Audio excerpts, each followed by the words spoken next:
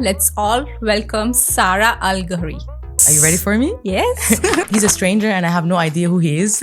Oh my God. And Nice. on his way out, he was an old man, beautiful energy. And walking out, he said, "Hey, don't forget to have a good day today because today is the only day you'll get today." Wow. You know worrying won't get you nowhere. امبارح راح, all we need is right here. اليوم ده يومك and hey, don't you forget to have a good day today. It's the only one you'll get today. Wow. My father, he used to make up songs as we go. So he used to say something like, "Bring me that glass of water." Or From Disney's Cinderella to the voice of Hey Kids, in Arabic, you have explored various artistic avenues. people would say, "Sarah, grow up," or "Sarah, be an adult," or "Sarah, you need to get more serious." And it just didn't resonate with me. I just felt like, no, but why? Key here is to understand what you need to be in specific situations and not oppressing the beautiful, inner, vibrant child in you. And so what I did was I began, fostering this connection that I had with my inner child. When I was younger, I wouldn't have imagined that I would collaborate with such big Arabic names such as Hoda Saad and Sam Hussein and Rami Sabri. I learned a lot, but I also got I faced the reality of life. So your fans give you the title of Happy Voice. Yeah. So how do you would describe your style of singing, your signature style, and the emotions which you try to evoke in the other people? Who I am, what am I doing, where am I going? Sarah, your music often carries empowering message, especially for the females out there. Yeah. So why do you think that self-love, self-care and the body positivity message is major thing should be there in the music? I was looking at music as an outlet, as an exit, as an escape. Because it was the only way I knew how to express myself. Something would happen and then I would just sit with my paper and pen and I would just keep writing, and then a melody would come and I would come up with something that sounded good to me. Did you face any challenges or any obstacle as a female artist, and how did you overcome those things? Oh my God. Hi everyone, welcome to another episode of Her Talks, a podcast by Women First Jobs. Today we have an incredible guest with us and I'm extremely excited to introduce you all to her. So let's all welcome Sarah Al-Gohary. Thank you. Thank you so much, Priyanka. It's such an honor and a pleasure to be here, specifically because I know what you do towards women, their careers, their who they are, and their growing their characters. And it's just something that I truly, truly am inspired by. So thank you. Thank you for having me on your show. Thank you so much, Sarah, for accepting this invitation and coming as a guest on our podcast and going to share your story with so many females out there. But it's not going to start without you know what I'm talking about. What are you saying? Are you saying that you want me to sing right now? Of course, yes. Are you ready for me? Yes. So I'm going to sing a song that I wrote when I was on a trip to New York. It was inspired by a man who walked into the elevator, and on his way out, he's a stranger and I have no idea who he is. Oh my God. And on his way out, he was an old man, beautiful energy.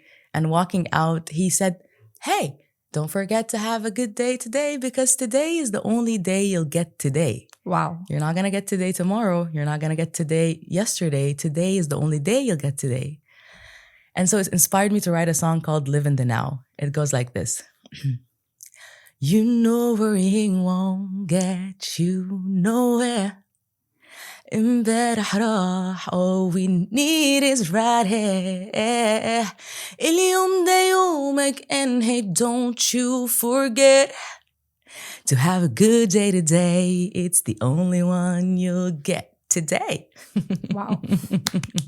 Thank you. Thank you so much for starting this episode on such a high note, actually. Appreciate it. Thank you so much. So, this is my first question for you. Yeah. So your journey from an emerging artist to being recognized as one of the top local voice in UAE is incredible. Thank you. What first inspired you to start this journey as a musician? Thank you. Well, you know how it's like everything that you are gets shaped up from home. And so I grew up in a house where my father used to always sing. My mom and dad actually, they met in school and they performed together when they were still young teenagers. Wow. My mom was part of a traditional dance group and my father was a lead singer in school. I actually have a photograph of my dad being singing on stage and my mom performing behind him. And so I do come from a family that loved and appreciated music, and we grew in a family household where music was something that came second nature to us. And my brothers, Jimmy and AJ and Mustafa, the three of them are also musicians. And so this is where it all started.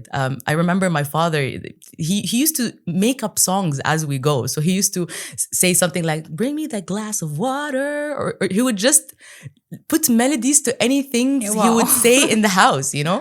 And it used to be a fun thing that I personally still do with my dad nowadays. So I believe this was the start of my journey. That's wonderful and musical as well. Yes. So, from Disney's Cinderella to the voice of Hey Kids in Arabic, you have explored various artistic avenues. What was that experience like, and how did the voice acting compare singing? Well, that's a very good question. Thank you. I'll just take you a step back and tell you that one of the things that I was being fought for as an adult is the fact that my inner child is always alive.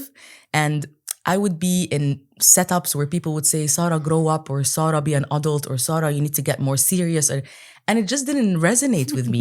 I just felt like, no, but why? And then I realized that we don't get old because we get old. We get old because we stop playing, and we stop having our inner childs active. And so that's something that I didn't realize was what set me apart growing up. But I fought that. I fought people telling me grow up. I fought people, and because I know what to be when I need to be. I know when I need to be playful. I know. So I feel like the key here is to understand what you need to be in specific situations and not oppressing the beautiful inner vibrant child in you.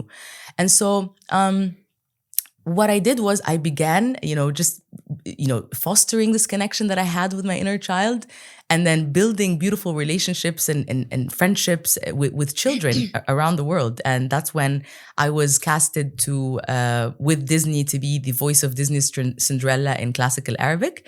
And also I started, having singer-songwriter workshops for kids. And I started working on children's song, Arabizing children's songs that are popular around the world to bring back our rich Arabic language to the children of today, because I saw that there's a gap and families are really struggling to let their kids speak in Arabic. And so when I started this movement of translating and adapting world-renowned English songs to Arabic, I saw messages break in my inbox and parents saying, "Thank you so much, because I want my child to speak in Arabic." It's just that music is the easiest and quickest way for Right. them to really Right. learn these terms and language. So I'm very honored and blessed to have been or to have contributed even like in a small way to a child's journey. And the difference between singing and acting, I feel, is I don't really feel there's a difference at all, because from my point of view, whether you are singing or acting or dancing or painting, I feel like art is a form of self-expression. And so when you're acting, you're embodying a different character in your own body. When you're singing, you're expressing an emotion, a feeling. When you're dancing, you're releasing the stress from your body and you're kind of inviting new, beautiful vibrations into it. So I feel like they're very similar in terms of being forms of self-expression. That's wonderful. And Sarah, you have collaborated with various Arabic superstars like Samu and Hoda Saad and Yeah. Rami Sabri as well. So, how did those experiences shape your growth as a artist? Well, yeah, I mean, it was incredible. And when I was younger, I wouldn't have imagined that I would collaborate with such big Arabic names such as Hoda Saad and Samu Zain and Rami Sabri. I learned a lot, but I also got, I faced the reality of life. For example, the song with Rami Sabri, it got released, but without my voice. So that was a little bit shocking, but at the same time, it was a way to understand that this is the reality of life. Like sometimes things don't go the way that you want to. Right. Sometimes you put in the effort and things just don't, turn out the way that you expected it to. And so I feel like it's a two-edged sword, but ultimately collaborating with artists like them will have helped me to grow so much. So the song with Huda Saad was released, the song with Sam Hussein was released, and they created massive successes. However, the song with Rami Sabri, it was wonderful to meet him and be with him in the studio. And I'm sure there's a reason why my voice was removed. There's a lot of different entities and people involved in the decision making and things like that. So I believe they chose the right, let's say, direction for them. But for me, I feel like collaborating with them not only allowed me to get out of my zone and explore a different type of collaboration with other artists, but also to kind of like understand that things can change and will change, and we need to be adaptable and flexible to that. And that has nothing to do with my value, my worth, and my journey. Mm-hmm. So your fans give you the title of happy Yeah. voice. So how do you would describe your style of singing, your signature style, and the emotions which you try to evoke in the other people? Yeah, well, as you already know, Priyanka, my songs are all based on true life stories that have happened to me. And I feel like this is one of the things that makes my music very relatable to anyone who listens to it. And I have been given the title of Happy Voice for a very long time because the essence of what I did was to turn my life stories, even though they are sometimes harsh, into light-hearted, easy to listen to, sing-along songs. And that was for a period of time. Because when I went through my journey of self-exploration and self-development and understanding who I am, what am I doing, where am I going, I realized that I have been using happiness as a coping mechanism for such a long time in my life. But now that I know that, I choose to be happy. So there's a difference between, using happiness as a coping mechanism and realizing that you're using happiness as a coping mechanism and choosing to be happy. So during that period of time, I have been, turning situations such as very difficult situations, such as body image shaming or harassment or divorce or things like that, into light-hearted songs. To the extent, Priyanka, if you listen to the songs, you will never imagine that they're about these topics. And then I realized that I wanted to feel all of the different emotions. So besides happiness, I wanted to feel anger and express it. I wanted to feel sadness and express it. I wanted to feel emotional and express it. And that's the beauty of music, because you can evolve as a person and allow that to show in the style of music that you do. So for a longest time, I did happiness. I was the happy voice. And then there's a shift that happened from my song حاجة ناقصاني. حاجة ناقصاني means something is missing. And from that song, you will, even when you listen to my songs, you're going to find that there's a shift in the style and there's more vulnerability. And then the song عالم تاني came in. And the song عالم تاني is talking about battling depression and how it makes you feel and how you want to be in a different world, because عالم تاني means a different world. Right. And then I explored, the beautiful music journey with بخر وسمي, Walid Shah, and Raz Musa. And that was like the peak of it, because the song إيديا للسما, until now when I hear it, I feel so emotional. And sometimes when I perform it, I really tear up, because I feel like this song really, truly held space for me and holds space for others to feel sadness. And that's something that I've been trying to oppress for a very long time. And I'm very happy with where I'm at right now, understanding myself and being authentic in the music that I share with the world. And it will continue to evolve as I grow as a person. It just is a reflection and a mirror of me. Okay. Sarah, your music often carries empowering message. especially for the females out there. Yeah. So, why do you think that self love, self care, and the body positivity message is major thing in your should be there in the music? I have to be honest with you. When I started my music career, I wasn't looking for exposure or fame, or I was looking at music as an outlet, as an exit, as an escape, because it was the only way I knew how to express myself. Right. Something would happen, and then I would just sit with my paper and pen, and I would just write, keep writing, and then a melody would come, and I would come up with something that sounded good to me. So, to answer your question about why I think these messages are important in my music is because authenticity is important. And when we show up as we are, we inspire others to show up as they are. Right. And when we talk about these important topics, such as body image in my song Bellona, it's relatable. So when people listen to it, they feel like they're not alone. And I have received messages from women around the world saying, thank you for making me feel beautiful in my curves. You know, thank you for making me feel seen, even though I'm a little bit overweight. And I loved receiving these messages because it made me feel, first of all, that I'm not alone, because ultimately I wrote Bellona because I was turned down by one of the biggest music producers in Egypt because of my weight. He said, you're overweight, you can't sing. And that was the start of my music career, actually. So sometimes in life we get rejected or we're being pushed back, but we need to see the hidden message in it for us, because we can allow this to be our kick-starting point to greatness. And that's what I did. Alhamdulillah, I'm very, very grateful and thankful and blessed that I took this turning point, this downfall, into something that allowed me to express through music. And like I said, for all the beautiful women out there, all the songs that I do are things that I went through just like you. And that's why I'm here, really.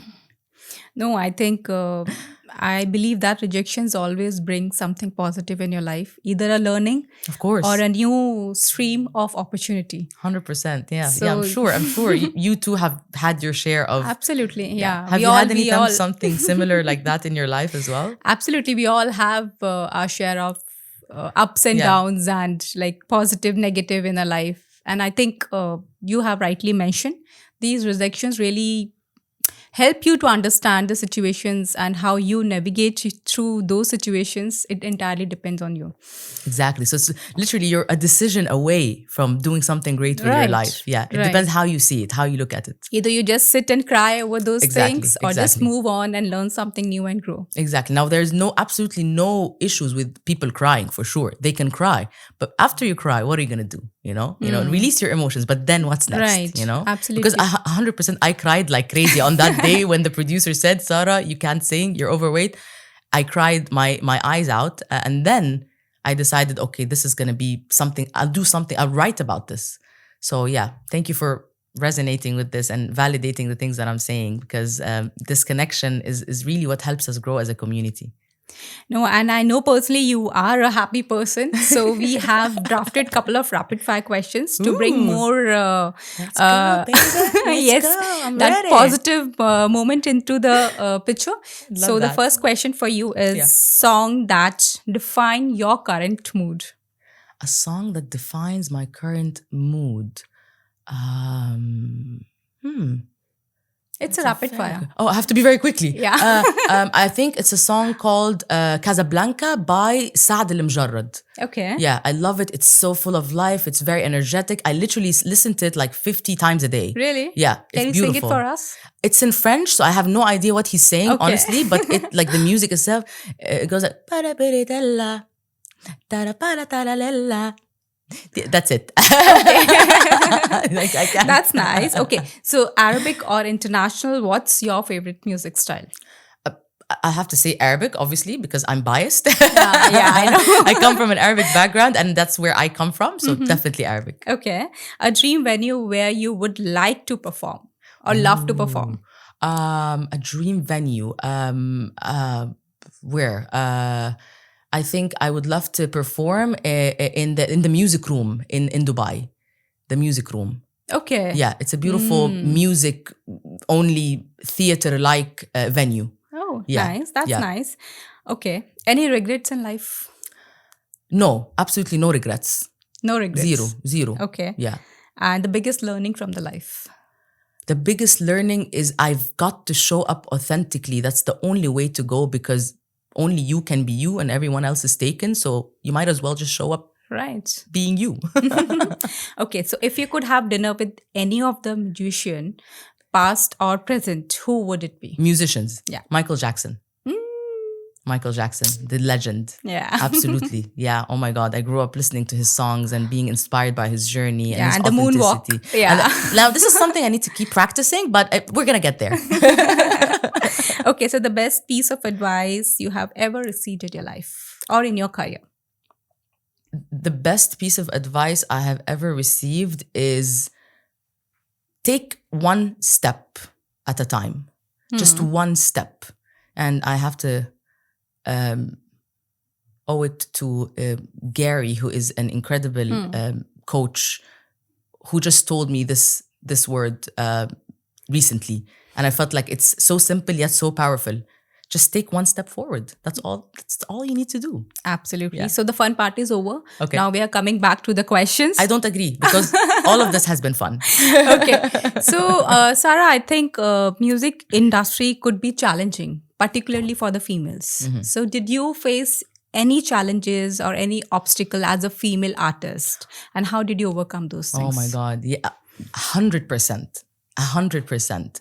Being a young Arab, Middle Eastern, Egyptian female in the singing songwriting field has been very challenging, because there are stereotypes towards, being a singer-songwriter or a musician.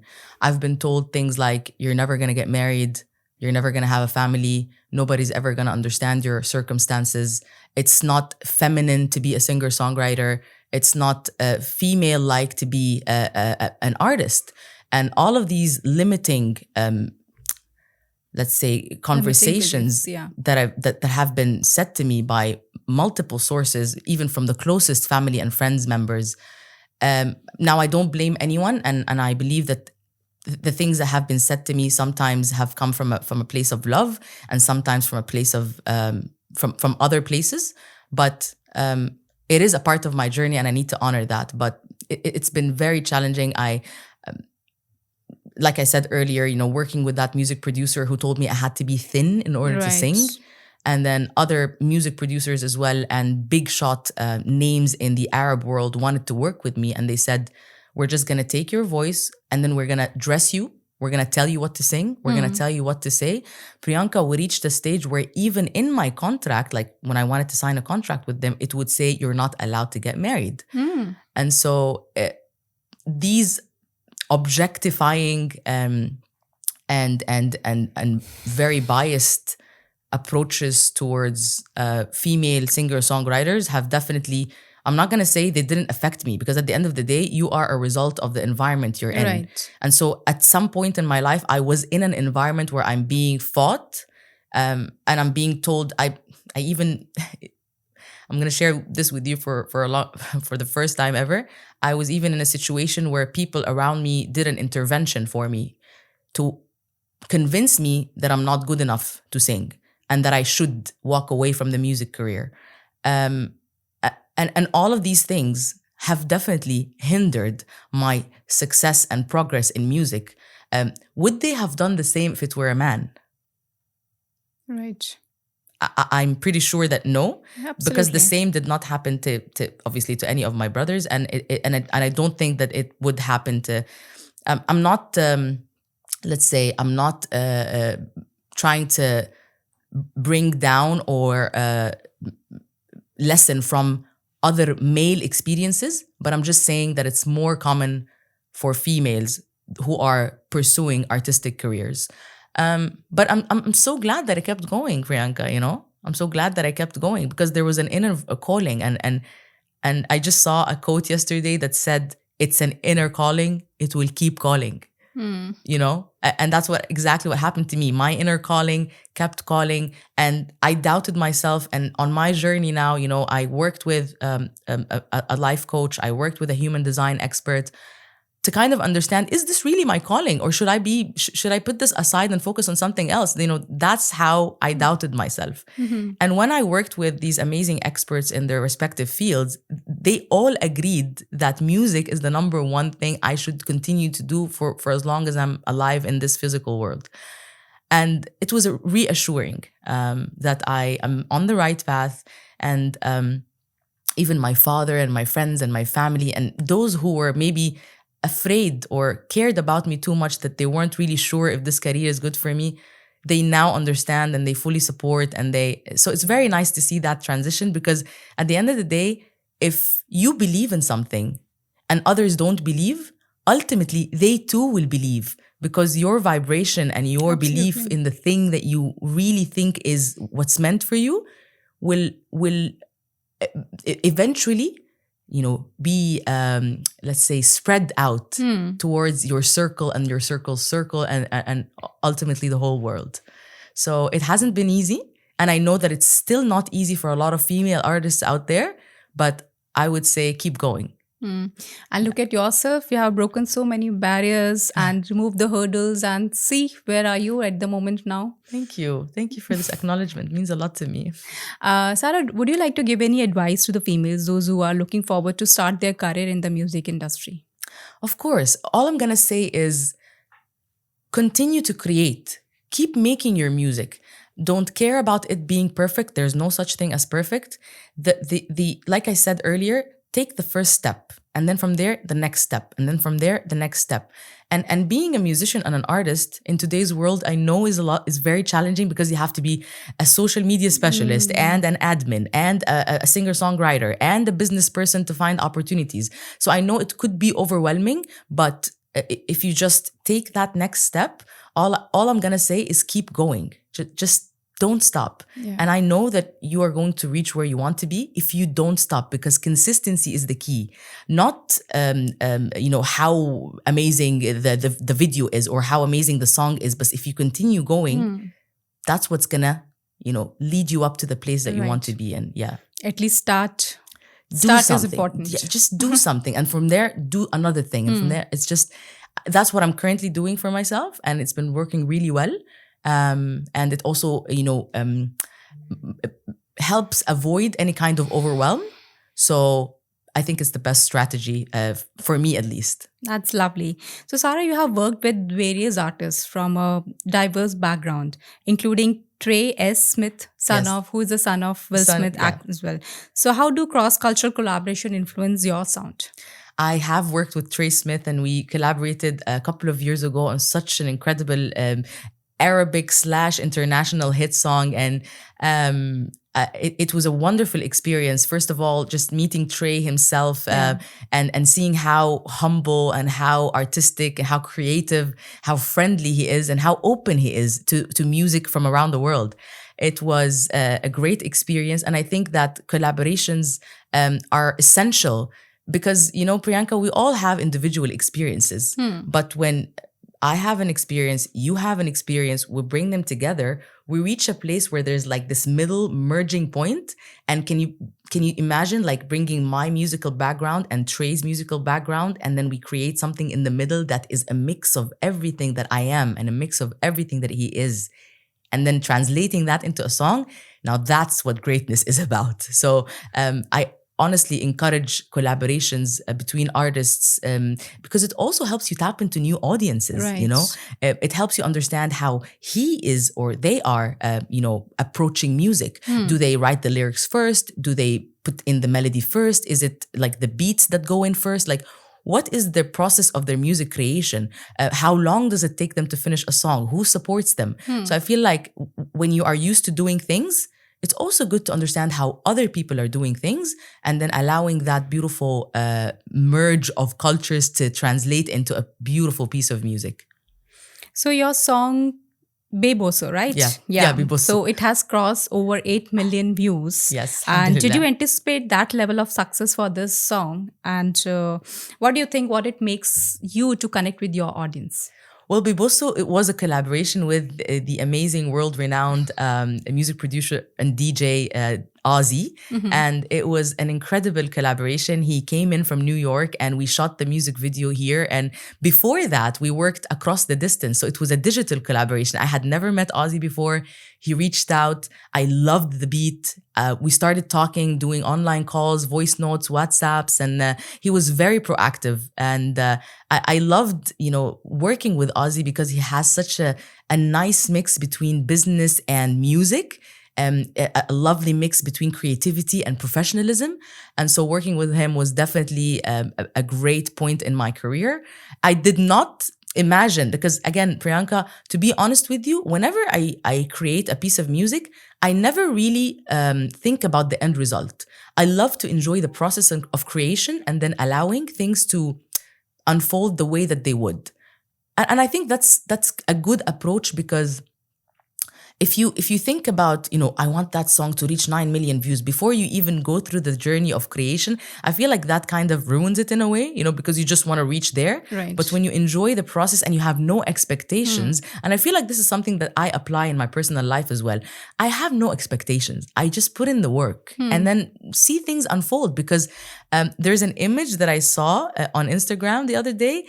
It was a flower, just one flower, and it had the words "my plan" on top, and then a big bouquet of flowers, and it had God's plan.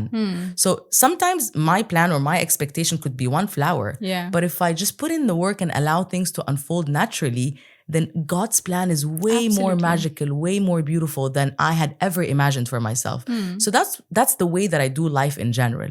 Of course, I have dreams and aspirations and things like that, but I never attach myself to an end result or to even a type of expectation, specific type of expectation. So with Ozzy, no, I had no expectation. I did not know that the song will reach over 8 million views. I did not know it was going to be such a banger. But we were lucky because we put our love, our heart, our passion into it. I had the pleasure of meeting Ozzy and his beautiful family and the team that were behind the music video of Bibosso. And yeah, it just skyrocketed. And I think the key there was the fact that we had a beautiful synergy together, and we were both really keen on this collaboration. But also the chemistry between us as musicians together was really spot on.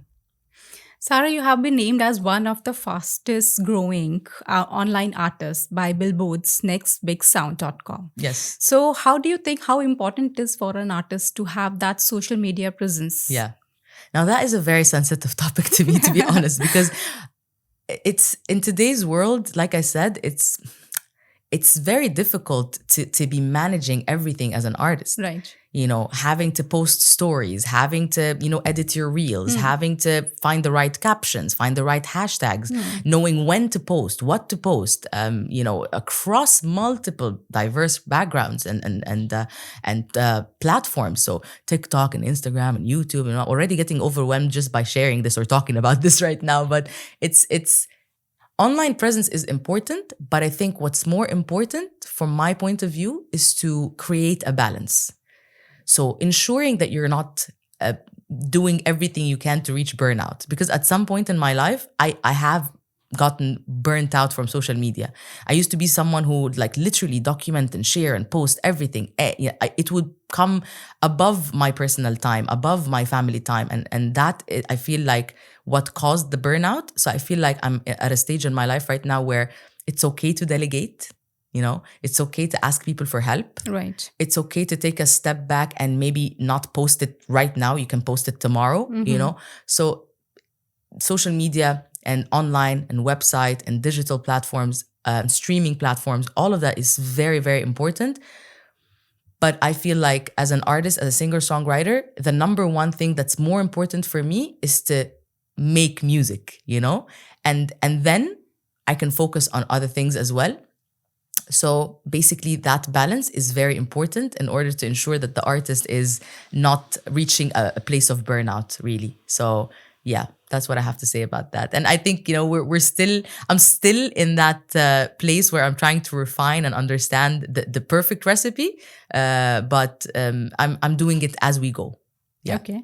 So, as someone who has actually successfully built her name in the UAE market.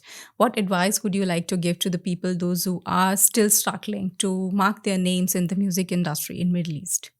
Well, I feel like in order for anyone to begin or to stand out, I always go back to the idea of authenticity, you know. And I tell artists and fellow musicians and anyone who's starting up, you know, to do some kind of assignment where they listen to songs that they resonate with and Right. ask themselves questions like, why do I resonate so much with this song?